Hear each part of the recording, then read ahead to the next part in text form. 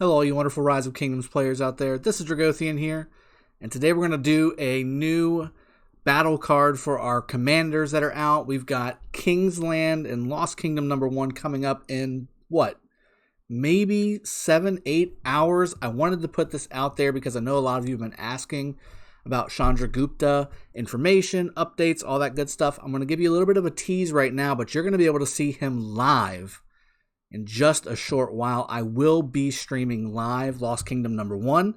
I will be in Discord. I will be doing all those things. It's going to be a blast. It's also going to be a little bit of a lag fest, let's be honest. However, I'm busting out the Cav group in full hard, as well as the infantry group. Of course, you know that I'm going to have my infantry out there. However, this Cav group that I've got assembled that you're going to see tomorrow is going to be substantial with the addition of Chandragupta and William. And I've had a lot of asks as far as who is better, Chandragupta or Attila, who should I invest in, all those good things. These commanders, I think, and again, we're going to get a little bit more detail tomorrow, which is why I haven't given a full explanation of Chandragupta yet.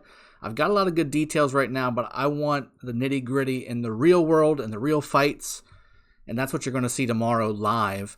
But I've got the breakdown of what these two commanders are all about, and I'll give you a good summary of Chandragupta in this video as well. Let's jump in right to it and break down what these two commanders are going to be for.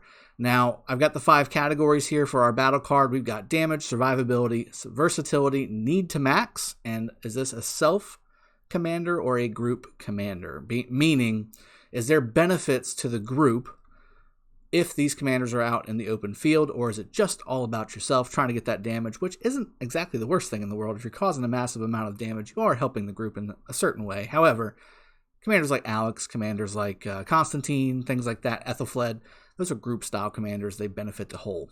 Okay, so let's jump right into it. We're going to go ahead and start scrolling down here. I've got the cover card here for you guys. Now, damage.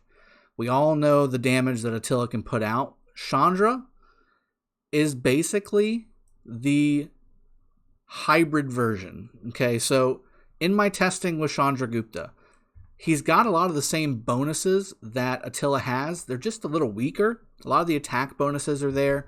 A lot of the additional damage bonuses are there.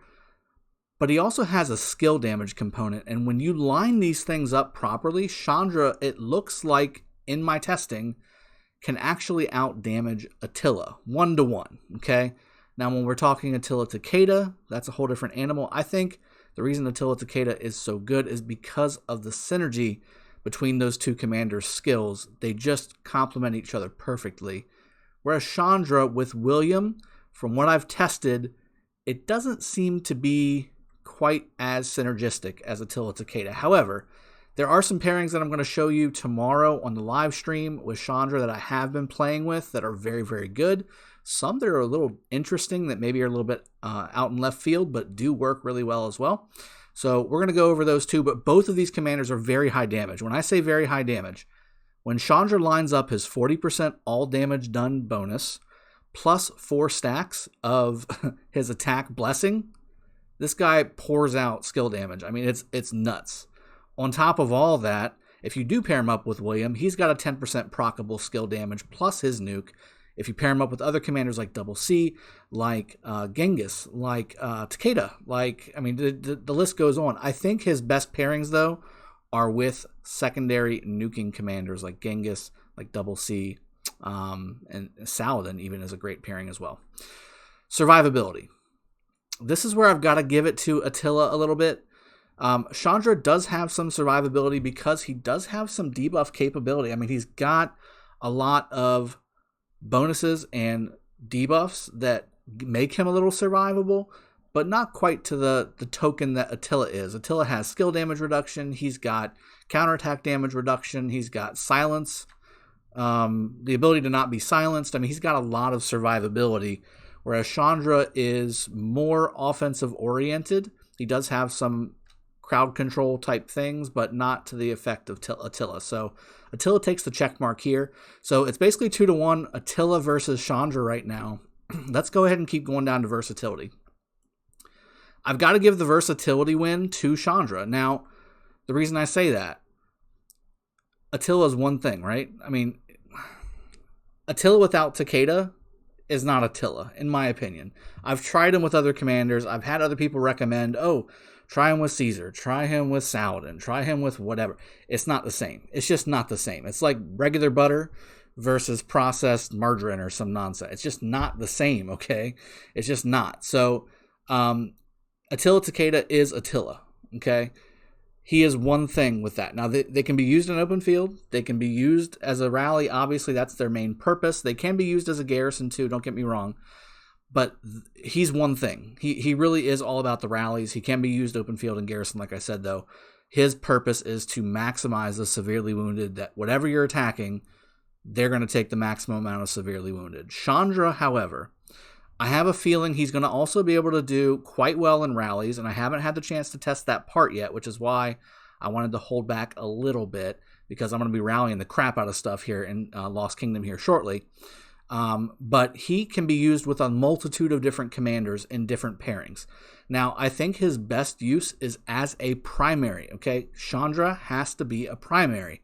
Reason I say that, Chandra, his first skill gives a 40% bonus. Now, you can trigger the 40% bonus as it comes around on the back end if he is a secondary commander, but it's hit or miss. There's been times where I've noticed on the actual report where the turn runs out in the battle log before the first primary skill goes off again. So you can do Genghis Chandra, and maybe 75% of the time that 40% all damage dealt from Chandra's first ability does, in fact, affect Genghis. Now, Genghis is one of the only ones I think you can maybe get away from or away with on that one because of his reduced rage requirement, especially if you're going full skill damage or full skill tree. I think that's really the only way you can get away with it, where it's happening 100% of the time. But I like Chandra primary just because all those bonuses apply to the second commander that you have him paired with. But again, very versatile in my opinion for Chandra. I think he's got a lot of versatility with a lot of different commanders. Need to max. This one's going to be kind of funny. They both need to be maxed. Attila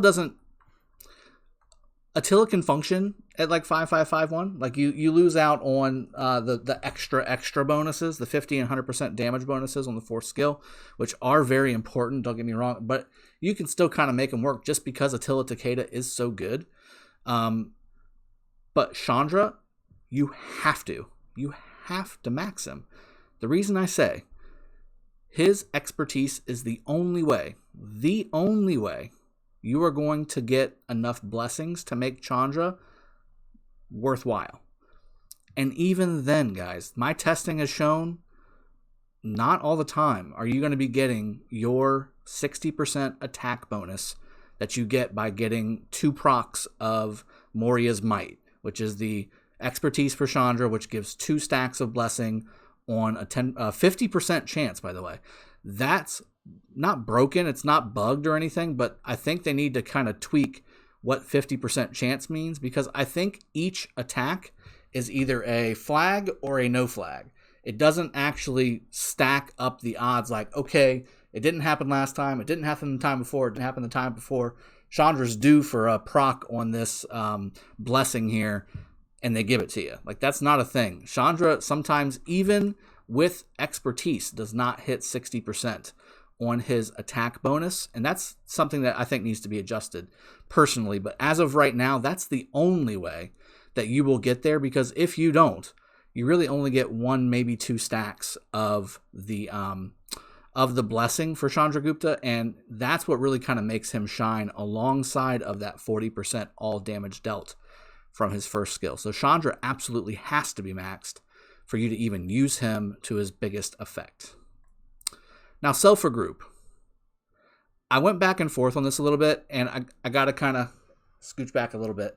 We've got self and group. Both of these commanders are really about self, because these are really going to be either single target rally or open field combo commanders.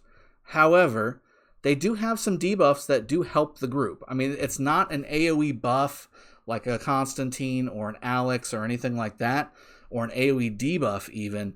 But both of these commanders, if they are targeting something, they have massive debuffs that can really cripple a target. If you're mass targeting in a murder ball, having these two commanders targeting those targets will help you bring that target down very quickly. Chandra has debuffs that help against anything in the field. Attila, of course, has, I'll even give you the exact examples here. On Attila's first skill, enemy attack reduction 50%, guys. Normal attacks have a 50% chance to reduce enemy attack by 50%. That's huge. And then Moria also has a 10% damage reduction whenever you're rallying. Also, the exhaust ability, 15% defense and health. 15% defense and health debuff, which basically, as long as you're targeting, that will be on at 15%. That one does tend to stay up all the time because it stacks and it refreshes, and it doesn't really go away once you're targeting something. So, counteractively with the blessings go away every single time you cast your ability. I've transferred Chandra's talent tree over to the Cav talent tree versus going full skill because of that reason. And we'll go into that once we do the Chandra mastery guide and the Chandra pairings guide and pairing ranker and all that stuff. So this is going to be Attila versus Chandra. I think that both of these are high level commanders. Both of these are ones that you want to have in your repertoire. Chandra's a little more niche in my opinion, but he's versatile because he can be used with multiple different groupings and pairings on the field, and he is valuable. He is very valuable, and I haven't really, I don't think, fully seen his potential, and that's what we're going to be seeing coming up in just a few hours, really, as Lost Kingdom number 1. We've got Kingdom 93, Kingdom 177, Kingdom 331, Kingdom 341, all 4 Imperium Kingdoms, all in one tiny space, along with the other 4 B Kingdoms as well. We've got a lot of folks going to be inside a small square, and I'm going to have Chandra out there mixing it up with all of them. So this is going to be fun. I hope you guys join me tomorrow morning whenever I go ahead and start that cast off. It'll be starting off probably about 30 to 45 minutes before the passes open, because I want to go ahead and set up my marches for you guys and all that good stuff. Get all the runes set up, make sure I'm clear on plans and all those good things. So, and I hope you guys have enjoyed this video of a comparison battle card between Attila and Chandragupta. See you guys next time. Cheers. Have a good one. Take care.